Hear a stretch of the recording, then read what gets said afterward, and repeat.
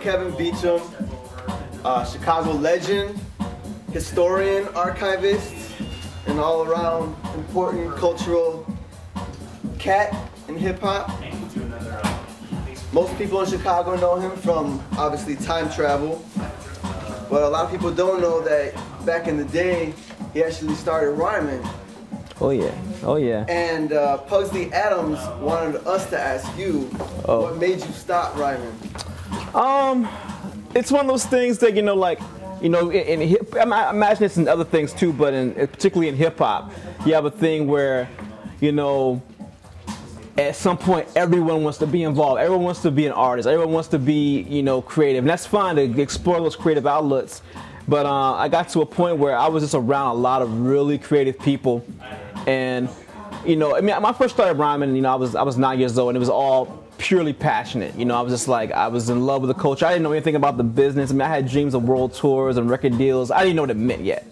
And when I finally got to a point where I started learning what some of that meant, and it kind of crushed my dream a little bit, and I wish that it didn't, but it did. It kind of like made me just, I didn't make a conscious choice, but unconsciously I just started, managing groups, producing groups, and starting the magazine, doing radio. I started doing other things because I was just so passionate about the whole culture. And then at some point, just being an artist took a back seat. And yeah, just eventually, and then I hit a point where I stopped for a while, and then I got re-inspired to write again. And so I wrote this album in like 2001, right before I moved from Chicago. I wrote this album, and it was, to me, the best thing I ever wrote. I started recording it, had all the beats, everything was done, but I never actually went to a studio and recorded it, but it's all done, ready to record. And when I finished writing that, I felt that I did my best writing of all time. I was like, you know what? I don't need to write again. I have a good, in my personal legacy of me being an MC that only I know. I was like, I've done what I've wanted. It's like when you complete a job. Why do it's done. I feel like I completed the cycle of what I had to do as a writer, and now I can go on and focus on other things. And the next thing was DJing, so I went into that. Well, I personally would love to hear this one ultimate album. Yeah, me too. I have plans to record it. Really? Yeah, I'm really been working on it. I've been recently pulled all the tracks out, pulled out the lyrics. I've been practicing it. Some rough takes at home. I think I'm recorded by next year. I'm gonna record it just to put it out, give it free on the internet. I have to record this album. And what will you release it under? The group name is Savage Intellect, and it's a line that Spo said back in the day on a song. Because even though I was a soloist, I always wanted a crew name.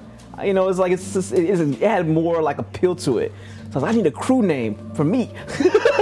And so I was like, what can it be? And then one day he had this song that's called Another Mic Bites the Dust. And he's like, the crew is Savage Intellect. And I was like, hey, Spo, what does that mean? He's like, nah, I was like, I need that.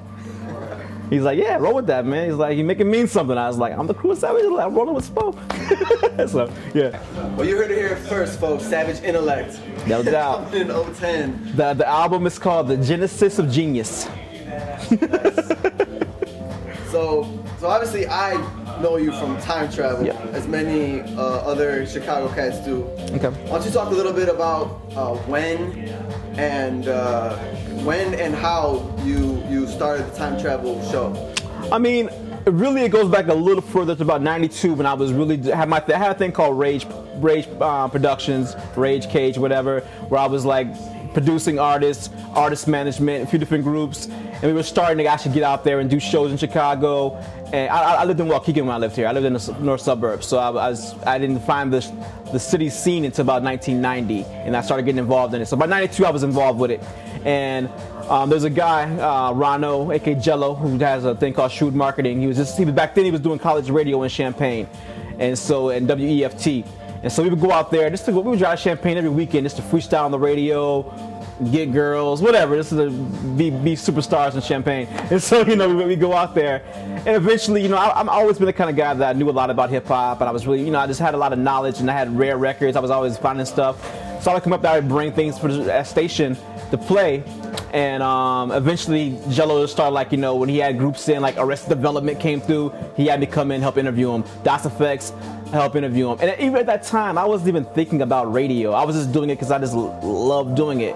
And then eventually Jello moved here to Chicago, back to Chicago, and he started a Thursday show, because I've always been like the Sunday show or the Saturday show NUR for rap, and he started a Thursday show called In the AM on Thursday nights with him, Jay Bird, and 33 and a Third. And they did that show for a while, and I same thing. I would go there all the time, help out, drop by, help interviews, guest appearances, so forth. And then one day, the program director, Boogie Boyd, he hit me up and he was like, "Hey, Jello can't make it this week. Can you come in and do the show? You've been helping him out for a while." I was like, "Me do a radio show? It's probably suck, but yeah, I'll do it for one day. What could hurt?" Jello never came back. And so I just kind of got stuck. And so I was like, I guess I'm doing radio. And then it was just born. April 20th, 95, the first show. And then it was just like 7 years of time travel. We wouldn't even know about half the artists that we do if it wasn't for that show. Thank you. Thank you. How do you feel about being instrumental and kind of breaking those records and exposing that music to the people in Chicago? Man, it feels really good. I mean, like, it's sort of something that I kind of know. It's kind of weird in my brain how that works. Like, my goal in these things and the different things I do, it was radio, I did the magazine, Continental Magazine, and my whole thing is like, I love hip hop in its entirety. I mean, I love from the biggest artists to the most unknown artists that you'll never hear of, as long as they're doing something creative and good and innovative and it's good writing, good beats. I don't care about like nothing like mainstream, commercial, underground. All those things don't matter to me. It's good music is good music. But I also feel on the other hand that people know the mainstream. It's in your face. So my whole thing is like, when I do my thing, I'm gonna give you what I think you're missing. Like, people used to call up and be like, "Yo, play Redman track number 5." Like, if you know it's track number 5 and you know what it is, I love Redman, one of the greatest of all time. But you know it. I'm gonna give you something else. It's like that. I was like, I'm gonna expose you something different. So I mean, that was a very important part of the show, was exposing people to different things. And I always think about things from the fan standpoint. I wasn't thinking. I mean, also promoting the artist too. But me, I'm always a fan first. That's the most important thing, and everything I do is being a fan. And so I always think, how can I be a fan? And that's how I think about everything. Cool.